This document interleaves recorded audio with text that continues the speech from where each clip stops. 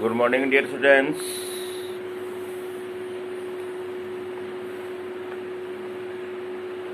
Class 10th में next chapter metal और non metal,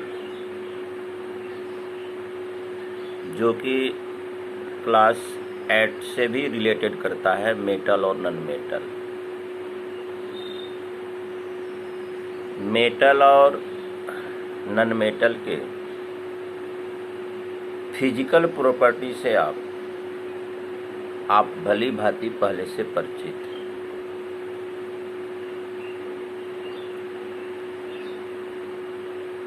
और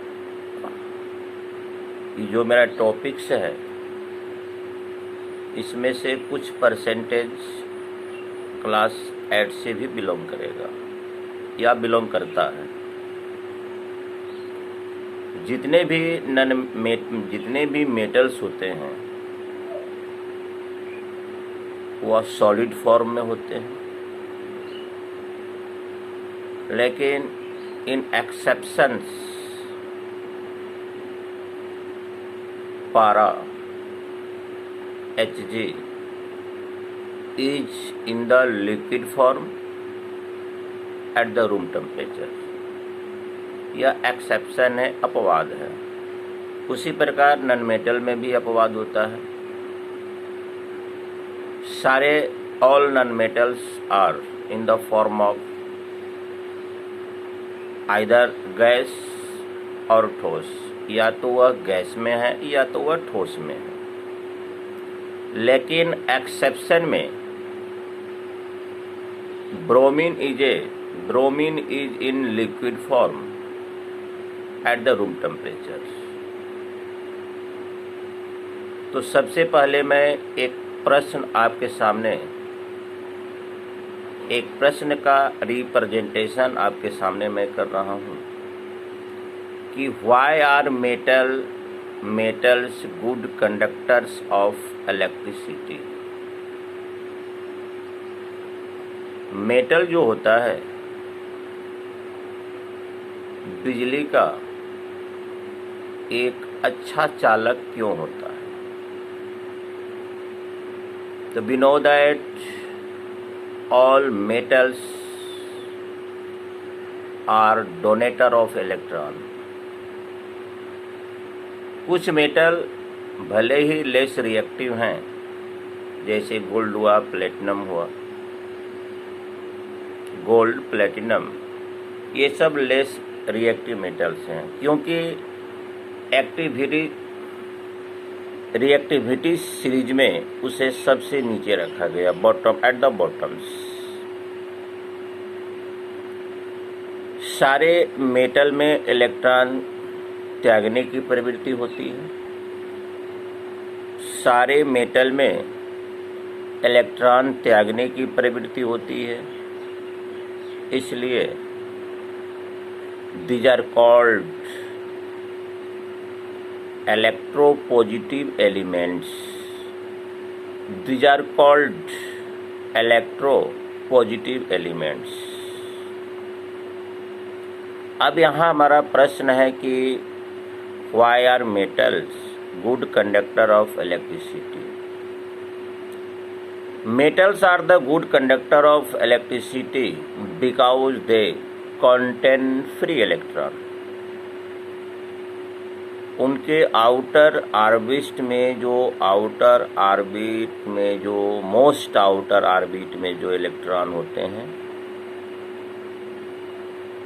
चूंकि उनका ऑक्टेंट पूरा नहीं हुआ रहता है, जिसके कारण उसमें से इलेक्ट्रॉन को डोनेट कर सकते हैं। बॉन्डेशन के सिलसिले में तो चूंकि फ्री इलेक्ट्रॉन होने के कारण मेटल के पास फ्री इलेक्ट्रॉन होने के कारण कुछ मेटल गुड कंडक्टर, कुछ मेटल बेस्ट कंडक्टर, कुछ मेटल्स बैड कंडक्टर भी होता है। अगर आप नॉन मेटल में चलते हैं, carbon has 2 allotropes, man 2 allotropes, diamond and graphite. Graphite is the best conductor of electricity. Graphite carbon से बना है और कार्बन के आउटर मोस्ट में 4 इलेक्ट्रॉन होते हैं। कार्बन के आउटर मोस्ट में 4 इलेक्ट्रॉन होते हैं। उनमें से केवल 3 ही इलेक्ट्रॉन का साझा 3 अन्य कार्बन परमाणु से होता है। 1 इलेक्ट्रॉन फ्री स्टेट में बच जाते हैं। यही कारण है कि ग्रेफाइट नॉन मेटल होने के कारण भी वह इलेक्ट्रिसिटी का बेस्ट कंडक्टर होता है। यह भी एक प्रकार का एक्सेप्शन है। यह भी आपका एक प्रकार का एक्सेप्शन है। तो पहला हमारा प्रश्न था कि why are metals good conductor of electricity. दूसरा प्रश्न है which property of graphite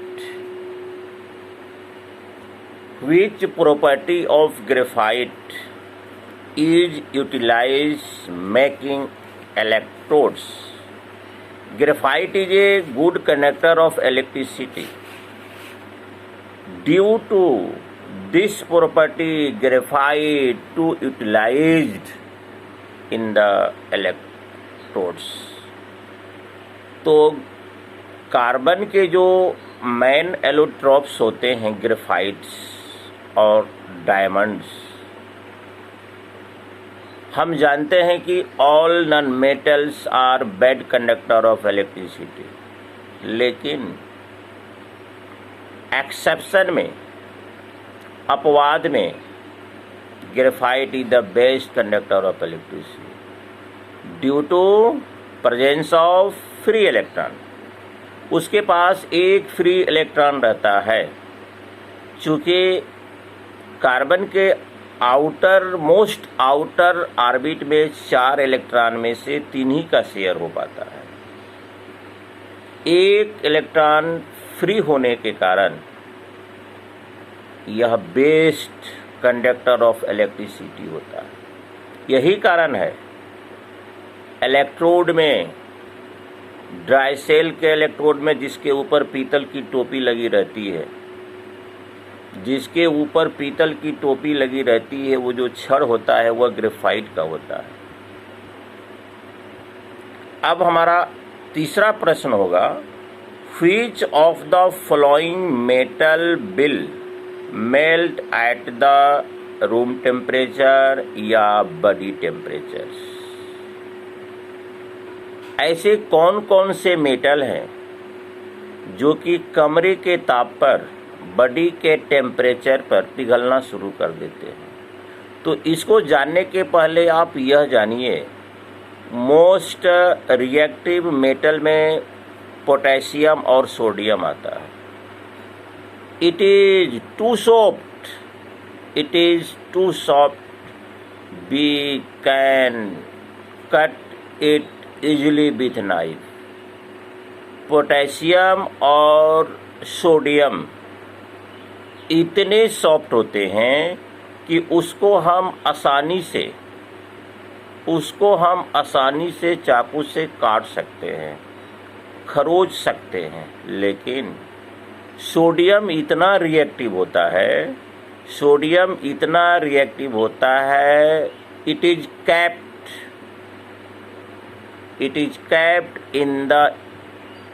capped emerge in the kerosene oil. इसलिए हम लोग इसे केरोसिन तेल में डुबो कर रखते हैं।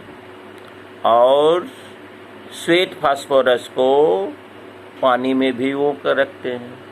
चूँकि श्वेत फास्फोरस, वाइट फास्फोरस का जो इग्निशन टेम्परेचर होता है वह लगभग कमरे के टेम्परेचर के बराबर होता है।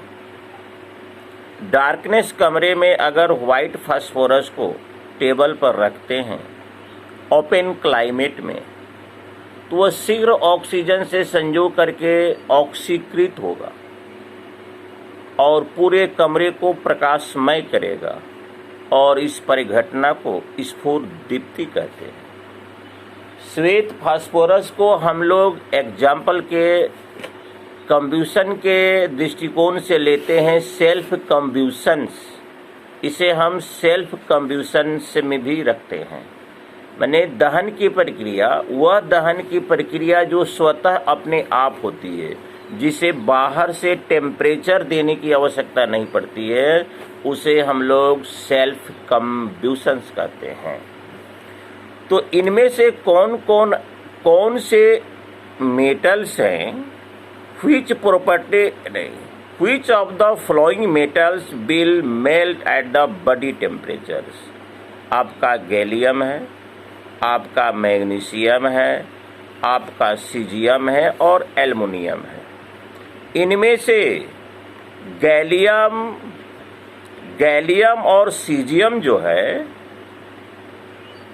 Will melt eight 37 degree Celsius. हाथ पर रखने के बाद ही वो पिघलना शुरू कर देगा। तो अनुमान लगा सकते हैं कि इसका मेल्टिंग पॉइंट कितना है। जब हम अपने हथेली पर रखेंगे तो वह मेल्ट करना स्टार्ट कर देगा, इसलिए इसे हम लोग बॉडी टेम्परेचर कहते हैं। ये आपका मेटल है गैलियम और सीजियम, यह ध्यान रखिएगा फॉरएवर सदा के लिए। अगर आगे जब आप कंपटीशन एज में पहुंचेंगे, चूँकि आज के डेट में कॉन्सेप्ट ही सब कुछ है, रट्टूमल तोते की तरह रटने से आज के डेट में संभव नहीं है आप उस एम तक अपने सफलता के परचम को लहराएंगे। इसलिए डियर स्टूडेंट्स, कॉन्सेप्ट सबसे मोस्ट है। चौथा प्रश्न है, name 2 metals that do not react with the water at all. 2 elements, name 2 elements they do not react with water। 2 elements का नाम बताइए जो वाटर से रिएक्ट नहीं करता है। Lead and copper. अगर आप कॉपर ऑक्सीजन और वाटर से अगर रिएक्ट करता है, कॉपर ऑक्साइड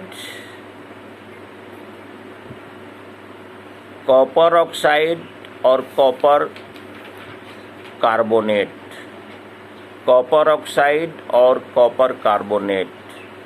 कॉपर कार्बोनेट जो होता है वह ग्रीन कोटेड का होता है। यह एक रस्ट का एग्जाम्पल है। It's events is the called rusting. What happens when the calcium is treated with the water? What happens when the calcium treated with the water? Calcium reacts less violently with the water and the bubbles of the hydrogen gas stick to its surface। अगर हम calcium react less violently with water, अगर हम calcium की अभिक्रिया water से करते हैं तो व्हाट हैपेंस, क्या होता है, तो bubbles of the hydrogen gas stick to the surface, उसके सरफेस पर बहुत काफ़ी मात्रा में हाइड्रोजन गैस के बुलबुले दिखाई देंगे, काफ़ी मात्रा में हाइड्रोजन गैस के बुलबुले दिखाई देंगे। What happens? Generally non-metal are no lusters। Name a non-metal which is the lusters। आपके नन मेटल जो होते हैं प्रायः मटमैले कलर के होते हैं, मटमैले कलर के होते हैं, शाइनलेस होते हैं, मड्डी होते हैं। लेकिन एक एक्सेप्शन, ब्रोमीन जो है, ब्रोमीन के पास नहीं, आयोडीन के पास, सॉरी ब्रोमीन नहीं, आयोडीन। ब्रोमीन तो लिक्विड फॉर्म में होता है एट द रूम टेम्परेचर, लेकिन आयोडीन के पास जैसे मेटल में शाइनिंग होता है, लस्टर होता है, उसी प्रकार आयोडीन के पास भी आपका क्या होता है, लस्टर होता है। तो डियर स्टूडेंट्स, आज के हमारे केमिस्ट्री ऑनलाइन क्लासेस क्या, ये आपके हेल्पिंग के लिए मैं एक प्रकार का वीडियो बनाकर क्वेश्चन आंसर का आप तक पहुंचाने का प्रयास करता हूं। मैं उम्मीद करता हूं कि इसे आप ज़रूर विजिट करेंगे और इससे आपका बेसिक कॉन्सेप्ट उत्तरोत्तर बढ़ते जाएगा। चलिए, थैंक यू वेरी मच।